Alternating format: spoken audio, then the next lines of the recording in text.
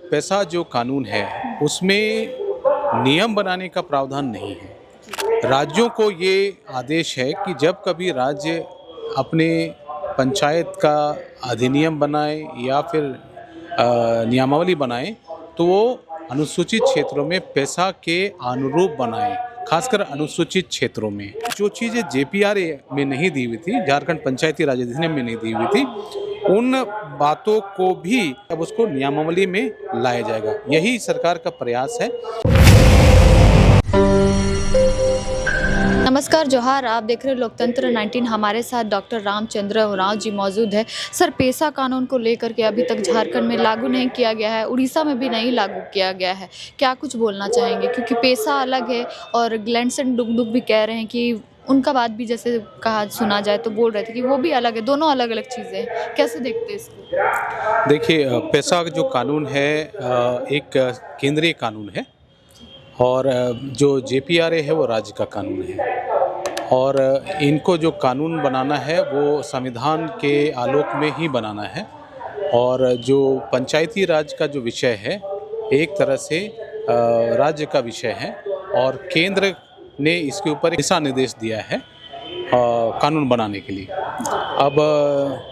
अब इसमें देखें कि जो संविधान के भाग 9 में पंचायत का वर्णन है और संविधान के भाग 9 का जो पंचायत से संबंधित है उसका कानून का विस्तार अनुसूचित जनजाति क्षेत्र में किया जाना है और उसको ही हम पैसा कह रहे हैं।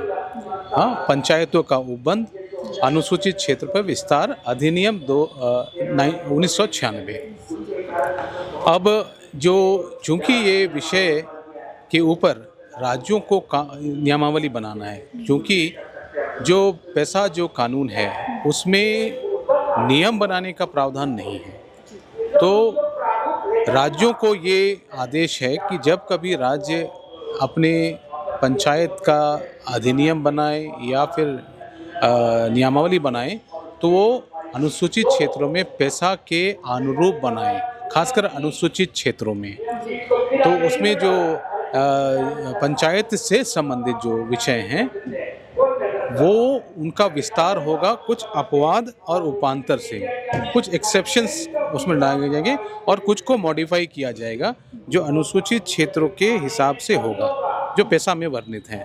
हाँ, उसमें आप देखेंगे कि जैसे कि ग्राम सभा का गठन होना है, ग्राम सभा को चलाने वाले वहाँ के पारंपरिक अगुवा होंगे, जैसे हर एक आदिवासी समुदाय में अलग अलग नाम से जाने जाते हैं। वहाँ पे पाहन होंगे, महतो होंगे, मुंडा होंगे, हाँ, मांझी होंगे। तो ये जो पारंपरिक अगुवा है वो ग्राम सभा की अध्यक्षता करेंगे, ग्राम सभा का अध्यक्षता करेंगे, ठीक है। और उसी को उस क्षेत्र में जहाँ पे ग्राम सभा की अध्यक्षता पारंपरिक रूप से करेंगे तो वहाँ पे मुखिया वहाँ पे उसकी अध्यक्षता नहीं करेंगे, ठीक है। तो पहली बात यह है कि ग्राम सभा को एक बहुत अधिकार दिया गया है, वो इसलिए क्योंकि वो विशेष क्षेत्र है, अनुसूचित क्षेत्र है और पैसा जो कानून है केंद्रीय कानून है, उसके आलोक में जो राज्य है उसके अंदर वो उसको विस्तार करेगी। उसके प्रावधानों का, और प्रावधान जो हैं पंचायतों का प्रावधान है और पंचायतों के प्रावधान आपके एक तो भाग 9 में और भी सारे प्रावधान हैं और जो विषय हैं उसके अनुसूची 11 में वर्णित है, जो 29 विषयों पे है। वो भी एक तरह से पंचायतों को अधिकार, राज्य सरकार उन विषयों पे आर्थिक सामाजिक विकास के लिए समय समय पर उनको शक्तियां दे सकती हैं। तो वो है, तो जब उन सब का और विस्तार होगा तो आपके पैसा कानून के तहत अपवाद और रूपांतर करके उसका विस्तार होगा। सर, कब तक ये पेसा कानून लागू करवाने की आप लोग मांग कर रहे हैं? लगातार झारखंड सरकार जो है इस पे ध्यान नहीं दे रही है।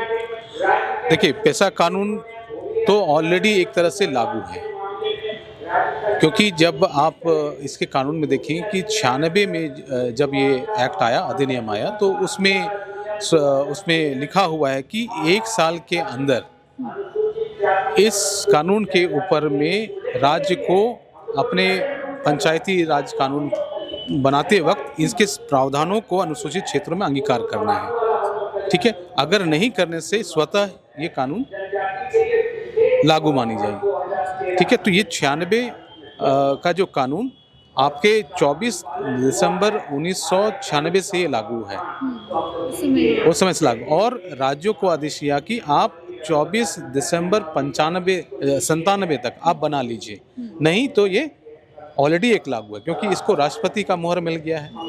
अब बात है इसके नियमावली बनाने की, क्योंकि इसमें नियमावली बनाने का जो शक्ति है, जिसको कि हम बोलते हैं इनेबलिंग प्रोविजन, जिसके तहत किसी भी कानून के तहत आप नियमावली बनाने का अधिकार रखते हैं, वो चूंकि इसमें नहीं दी हुई है, और पंचायतों का विषय चूंकि राज्य के अधीन है और राज्य को ये निर्देश है, तो वो अपने पंचायती राज अधिनियम के तहत उसका इनेबलिंग प्रोविजन उठाकर सारी जो बातें हैं जो पैसा में लिखी हुई है उसको नियमावली बना के उसको लागू करना है। तो नियमावली कहें तो उस कानून को अच्छी तरह से संचालित करने के लिए उसका एक विस्तार है, एक डिटेल है। जैसे ग्राम सभा कैसे चलेगा, उसके गठन संचालन नियमावली, ये तो ऑलरेडी 2005 में बनी हुई है। उस वक्त क्योंकि झारखंड पंचायती राज एक्ट बना था 2001 में, तो उसी के आलोक में ये ग्राम सभा की गठन संचालन और कामकाज की नियमावली बनी हुई थी। तो अब है कि वो तो है ही है, उसके साथ साथ जो चीज़ें JPRA में नहीं दी हुई थी, झारखंड पंचायती राज अधिनियम में नहीं दी हुई थी, उन बातों को भी अब पंचायत नियमावली बनेगी तो उसमें समाहित किया जाएगा। जैसे लघु खनिज के संबंध में, जैसे लघु वन उत्पाद के संबंध में ग्राम सभा की जो मालिकाना अधिकार है, उसके संबंध में जमीन का गैर कानूनी रूप से हस्तांतरित होने के